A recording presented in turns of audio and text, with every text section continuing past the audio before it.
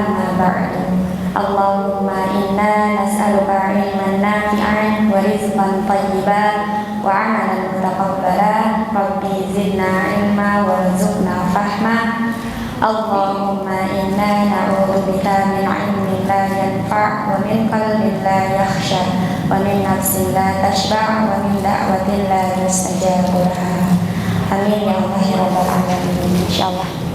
Dan Ibu mohon izin di hari Kamis ini bersama Yani yang biasanya bersama Ustazah Mira qadarullah wa masyafa'al. Hari ini sebetulnya dari kemarin ya beliau sedang Allah uji dengan sakit. Kita doakan bersama ya. Semoga Allah senantiasa menjaga guru-guru kita semua, terutama Ustazah Mira yang saat ini sedang Allah uji dengan sakit. Semoga dengan sakitnya itu bisa menggugurkan dosa-dosanya dan mengangkat derajatnya. Pun untuk teman-teman seperjuangan kita yang mungkin saat ini tidak ada di sisi kanan dan kiri kita, yang mungkin sedang Allah uji dengan sakit, semoga Allah gugurkan pula dosa-dosanya, Allah angkat derajatnya, dan semoga segera pulih kembali sehingga bisa maksimal beramal salih bersama kita di majelis ilmu ini insyaallah. Baik, insyaallah pertemuan sore hari ini kita melanjutkan di kitab Minhajul Muslim. Kemarin terakhir ada terhadap siapa? Pekan kemarin ada terhadap orang kafir, masyaallah ya. Dan sore hari ini insyaallah ada terhadap hewan, masyaallah ya. Mohon izin bukan maksud menggurui, tapi insyaallah kita murajaah bersama ya. Kita mengingat lagi kebaikan-kebaikan yang sudah kita pelajari di masa lalu yang sekarang dimurajaah kembali. Semoga Allah pun rizkikan, Allah mampukan untuk mengamalkan dan mengajarkannya kembali kepada anak-anak kita, saudara-saudari kita insyaallah, sehingga ilmu yang kita murojaah ini menjadi ilmu yang bermanfaat. Karena kata para ulama mengatakan ilmu itu bukan seberapa banyak yang kita hafal, tapi ilmu itu seberapa banyak yang sudah kita amalkan. Baik, masyaallah ya. Adab terhadap hewan. Kenapa kita harus beradab kepada hewan? Hewan punya perasaan. Aku disakiti, komo kuda sebenarnya, mau tadi pecut kemaju. Kenapa kita harus beradab kepada hewan? Sama-sama makhluk Allah, masya Allah ya. Tapi setiap makhluk yang Allah ciptakan itu seluruhnya untuk menyenangkan kita, untuk memudahkan kehidupan kita. Saking istimewanya manusia, saking spesialnya manusia di sisi Allah, setiap apapun yang Allah ciptakan itu sejatinya untuk manusia ya. Hewan Allah hadirkan, hewan Allah ciptakan, misalnya tadi kuda bisa jadi kendaraan, sapi, kambing,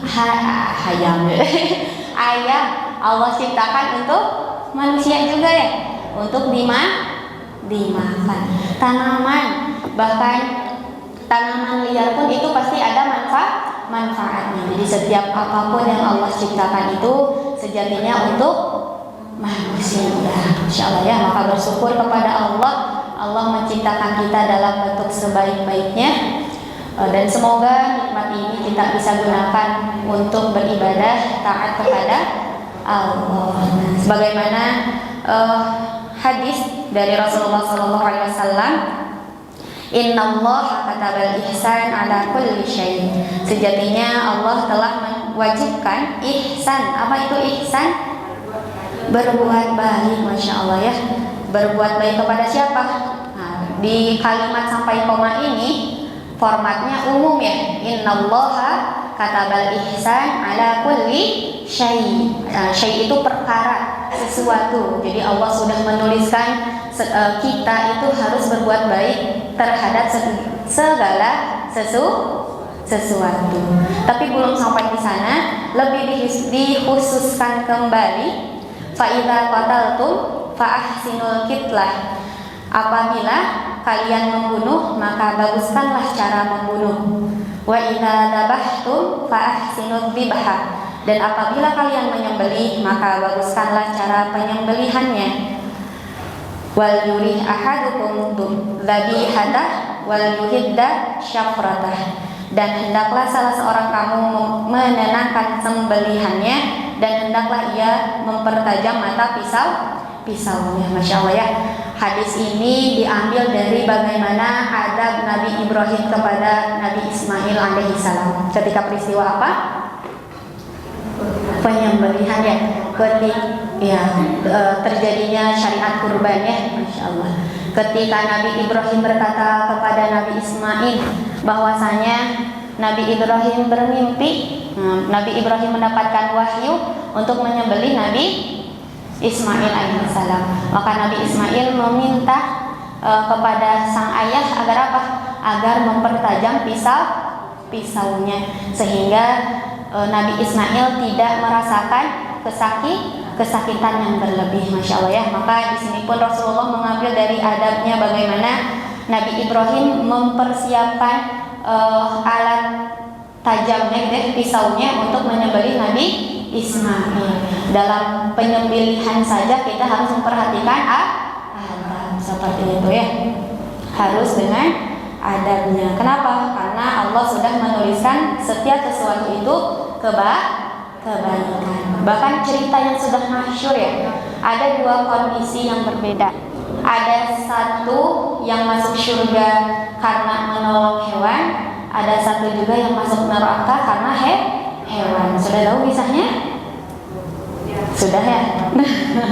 Kalau kita merujaah kembali, ada satu kisah di mana seseorang itu masuk surga karena hewan, dan ternyata setiap amalan itu bukan hanya bergantung pada niat, tapi juga bergantung pada amalan apa yang menjadi penutup usia kita. Jadi betul yang sering kita dengar, merubah niat itu tidak hanya di awal saja, tapi juga perlu di tengah dan juga di akhir. Dan diusahakan penutup amalan kita di akhir adalah amalan yang terbaik. Maka saling mendoakan semoga husnul khotimah itu bukan kepada orang yang meninggal, tapi juga kepada kita yang masih hidup, supaya Allah menutup usia kita dengan amalan terbaik, yaitu husnul khotimah. Kisahnya, pada suatu ketika ada seseorang yang sudah berbuat dosa besar ya, dikatakannya berzina seperti itu. Lalu kemudian ketika malam hari beliau pun tersadar ya, hidayah Allah tidak ada yang bisa tahu kapan datangnya. Padahal hidayah Allah itu sebetulnya datang setiap saat ya, tapi entah pada saat apa hati kita siap menerima hidayah dari Allah. Nah, qadarullahnya pada malam hari itu fulanah mendapatkan hidayah dari Allah dan melihat seekor apa disebutkannya? Kalbun ya. Melihat seekor anjing yang sedang kehausan menjulurkan lidahnya di tepi sumur. Lalu dengan ibanya perempuan itu pun mengambilkan air agar apa? Agar anjing itu bisa meminum dan bisa melanjutkan hidupnya gitu ya. Karena hewan itu bisa bertahan dengan air minum gitu ya, tanpa makan. Kita pun bisa, cuma bertahan 3 hari, betul tidak? Betul. Mungkin ya. Dikatakannya seperti itu. Kita bisa bertahan hidup walau dengan minum saja, tapi hanya bertahan 3 hari kalau tidak Allah tolong. Nah, lalu kata Rasulullah, maka perempuan itu setiap dosanya Allah hapuskan. Adapun perempuan itu dibersihkan dulu di dalam neraka ataupun langsung dimasukkan ke dalam surga, itu semua atas kehendak Allah. Tapi dikisahkannya perempuan itu mendapatkan rahmat dari Allah. Oleh sebab apa? Oleh sebab menolong. Oleh sebab apa? Mengasihani hamba Allah yang bernama kalb, yang pertama berjenis hewan anjing. Lalu yang kedua, ada seorang perempuan yang dimana beliau berbuat zalim, mengurung seekor kucing tanpa memberinya makan dan tidak memberikannya ruang untuk mencari makanannya sendiri. Jadi dikurung betul-betul tidak diberikan makan, tidak diberikan minum, dan tidak diberikan izin, artinya tidak dikeluarkan dari kurungnya untuk mencari makanannya sendiri. Khosyashil ab. Nanti kita temukan hadisnya ya. Khosyashil ab itu seperti semacam apa? Seperti semacam serangga-serangga kayak kecoa dan sebangsanya. Maka kata Rasulullah, perempuan itu dimasukkan ke dalam neraka, disiksa di api neraka oleh sebab apa? Oleh sebab zalim terhadap kucing. Maka para sahabat bertanya kepada Rasulullah, "Ya Rasulullah, apakah ketika kita berbuat baik kepada hewan pun itu ada pahalanya?" Maka kata Rasulullah, sesungguhnya, sejatinya ketika kita berbuat baik kepada ciptaan Allah yang bernyawa itu ada pahalanya. Masya Allah ya. Maka apa saja adab-adab kita terhadap hewan? Insya Allah Syekh Abu Bakar menjelaskan ada sekitar 8 poin adab kita terhadap hewan. Yang pertama, memberinya makan dan minum apabila hewan itu lapar dan haus. Sebagaimana Rasulullah SAW bersabda, "Fi kulli dzati kabidin harra'a ajrun." Pada setiap yang mempunyai hati yang bisa kehausan terdapat pahala dalam berbuat baik kepadanya. Sebagaimana tadi ya, perempuan yang sudah melakukan dosa besar kecuali syirik ya, kecuali dosa syirik itu tidak akan diampuni kecuali dia bertaubat gitu ya, taubat. Nah, maka di sini kata Rasulullah, "Man la yarham la yurham." Barang siapa yang tidak berbelas kasih, niscaya tidak dikasihi. Sayangilah siapa yang ada di bumi, niscaya zat yang ada di langit menyayangi kita. Maka ketika kita mampu melihat hewan kayak kalau di sini kucing ya, kadang jering jipen gitu, tapi sebisa mungkin untuk berbagi, minum kah, makanan sisa kah. Kenapa? Karena kalau makanan sisa kita diamkan di rumah, kata ibu, makanan basi itu dan piring kotor yang bekas kita makan ketika kita simpan itu bisa jadi santapannya setan gitu ya. Nah, maka jangan sampai kita menimbun makanan di dalam rumah atau sampah di dalam rumah ya. Usahakan di setiap malam itu tidak ada sampah di rumah, tidak ada makanan basi di tempat terbuka gitu ya. Kenapa? Karena itu bisa mengundang setan seperti itu. Jadi kalau bisa sebelum kita tidur, kalaulah ada sisa makanan bisa dimasukkan ke kulkas atau ke lemari tempat yang tertutup. Dan juga sampah-sampah yang ada di rumah dikeluarkan terlebih dahulu agar di dalam rumah kita tidak ada setannya. Yang kedua, menyayangi dan mengasihinya. Sebab Rasulullah SAW telah bersabda, ketika para sahabatnya menjadikan burung sebagai sasaran memanah, Rasulullah berkata, Allah melaknat orang yang menjadikan sesuatu yang bernyawa sebagai sasaran. Adapun tentang berburu, kan sekarang sudah banyak ya, bukan sekarang, dari zaman dulu ada banyak orang-orang yang memburu hewan-hewan. Nah, ada para ulama berbeda pendapat, ada yang membolehkan dan juga ada yang tidak membolehkan. Para ulama yang membolehkan itu ketika hewan yang kita buru itu untuk dimakan. Adapun untuk bersenang-senang saja itu tidak diperbolehkan. Karena kalau untuk senang-senang saja berarti kita sudah berbuat zalim seperti itu. Kemudian poin 3, menenangkannya ketika hendak menyembelih dan membunuhnya. Nah, sebagaimana yang tadi sudah disampaikan ya, ketika hendak membunuh, hendak menyembelih, maka tajamkanlah pisaunya.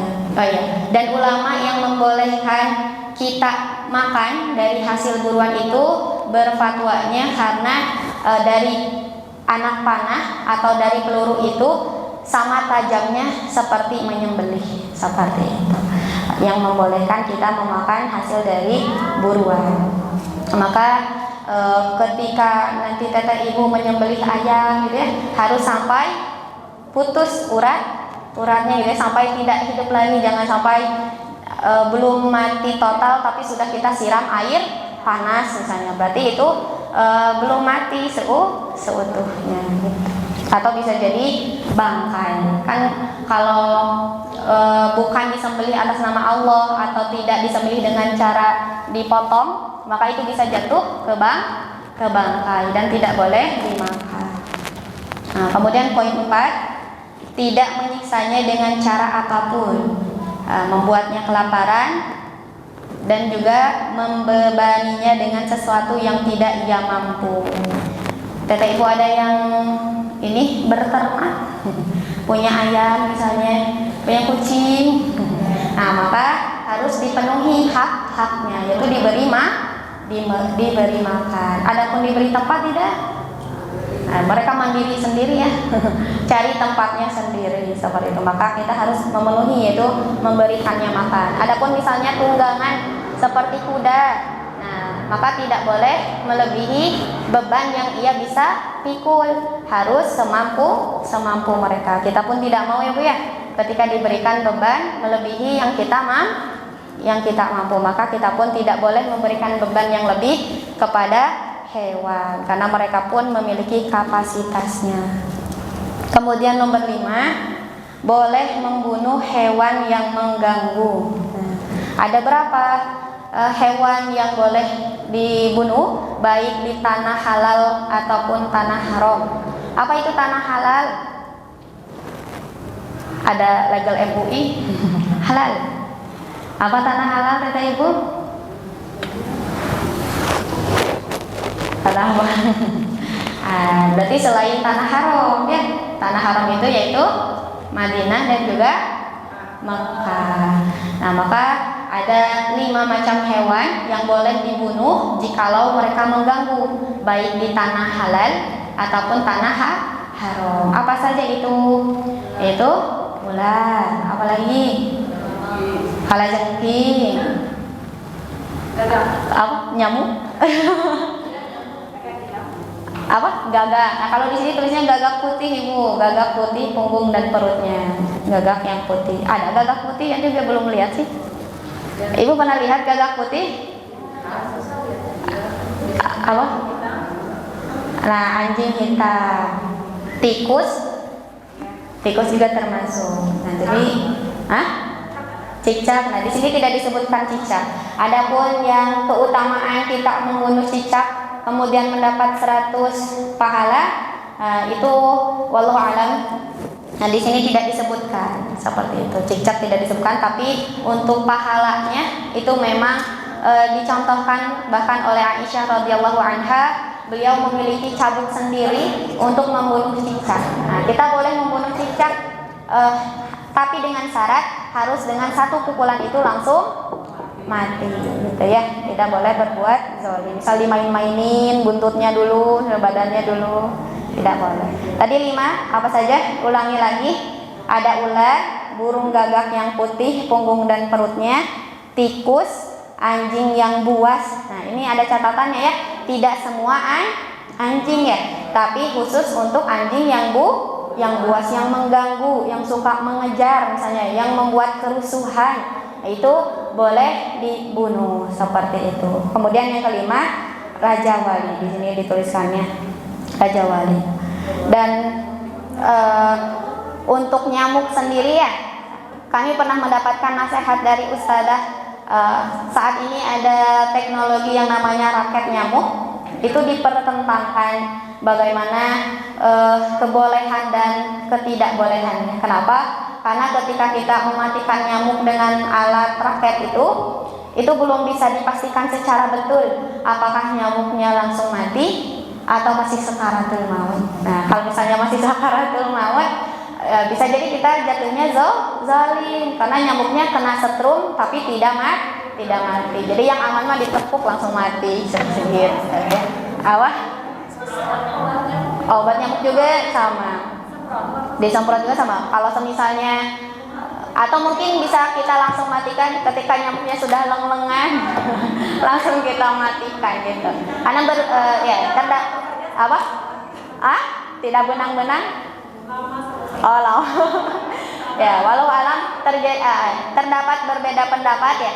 Karena tadi kata bal ihsan ala kulli syai, Allah sudah menuliskan kebaikan Allah sudah menuliskan kita harus berbuat ihsan, berbuat baik terhadap setiap sesuatu.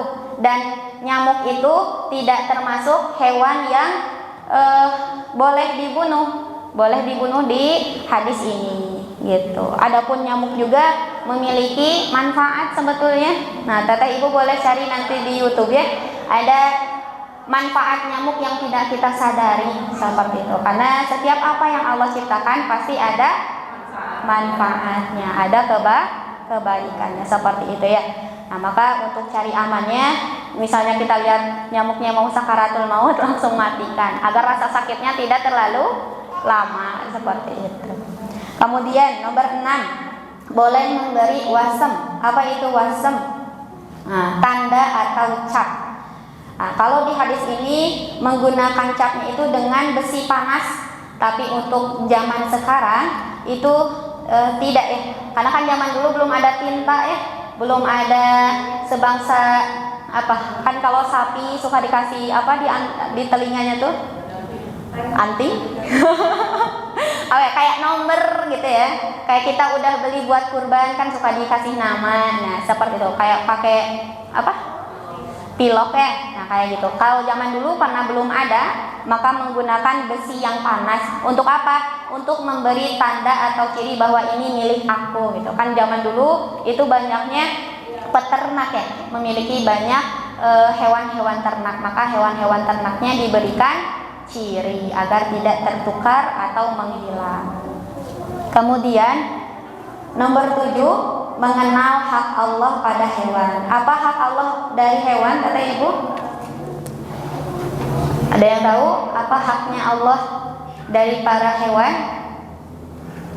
Yaitu harus dizakati, harus diberikan zakatnya kalau sudah mencapai nisabnya seperti itu.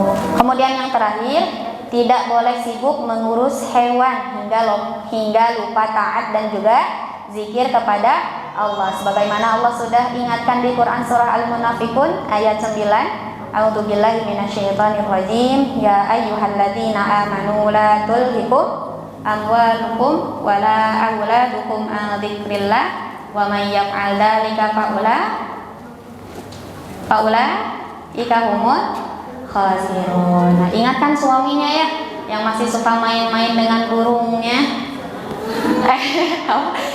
Iya kan gitu, fit gitu di pagi hari bukannya ngurus anak, ini malah ngurus burung. Ingatkan Pak gitu.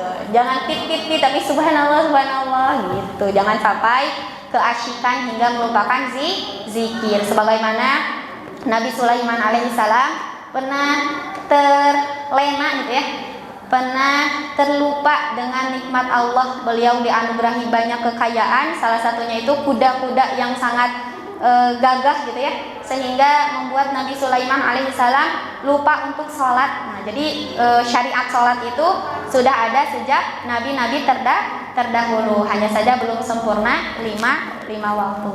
Maka cara taubatnya Nabi Sulaiman itu dengan menyembelih semua kuda-kudanya. Maka semoga suaminya atau teteh ibu juga ada yang suka terlupa karena mengurusi kucing kah, ayamnya gitu. Ada yang terlupa atau tidak suka dengan hewan-hewan seperti itu ya. Maka semoga Allah jaga kita agar tidak terlena dengan setiap nikmat yang Allah berikan. Setiap nikmat yang Allah berikan semoga menggerakkan kita untuk beramal. Adapun tentang kuda ya, tapi ketika seseorang itu menghabiskan banyak waktu dengan mengurus hewannya, yang dengan hewannya itu dia bisa berjuang di jalan Allah, maka itu menjadi pahala. Lagi-lagi tergantung pada niat. Wallahu a'lam. Syukran jazakumullahu khairan ala ihtimamikunna. Semoga dari yang sedikit ini ada kebaikan yang bisa kita bawa ke rumah, ada kebaikan yang bisa kita syiarkan. Wallahu a'lam wa astaghfirullahi wa lakunna. Wassalamualaikum warahmatullahi wabarakatuh.